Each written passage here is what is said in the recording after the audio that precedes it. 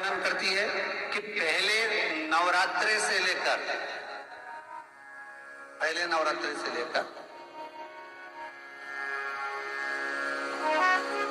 नौवीं तिथि तक जितने दिन देवी के होते हैं, प्रत्येक दिन में आप किसी भी दिन कन्याओं का भोजन करा सकते हो, पहली रात्रि से लेकर, पहला दिन से लेकर।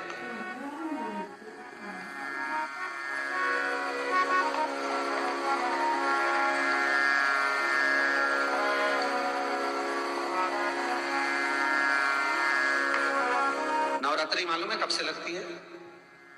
आप लोगों को ज्ञात होगा ना, नवरात्रि कब से लगती है? अमावस्या से कि एकम से? अरे जितने लोग सुन रहे हो जरा बोलो तो भाव से। अमावस्या से लगती है कि एकम से लगती है? तो सब लोग कहेंगे महाराज जी पड़वा से लगती है, एकम से।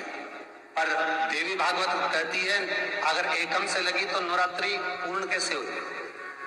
एकम का दिन लगी तो एकम के दिन की रात्रि, फिर दूज के दिन की रात्रि, तीज के दिन की रात्रि, चतुर्थ दिन की रात्रि, पंचम दिन की रात्रि, छठे दिन की, सातवें दिन की, आठवें दिन की, नवें दिन की रात्रि। पर नवें दिन तो सुबेरे पूजन करके, यज्ञ करके, अनुष्ठान करके देवी को विसर्जन कर दिया, फिर नवरात्रि पूर्ण कैसे हुई?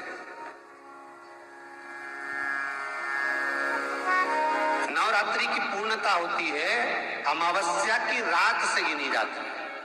कौन से दिन से गिनते हैं?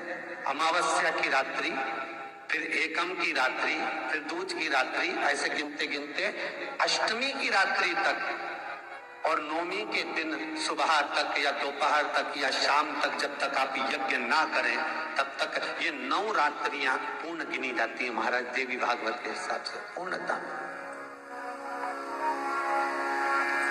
में गिनी।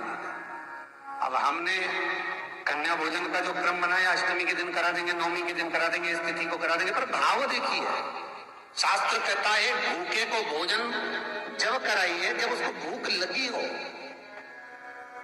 और ऐसों को कराइए जिसको जरूरत पड़ रही है।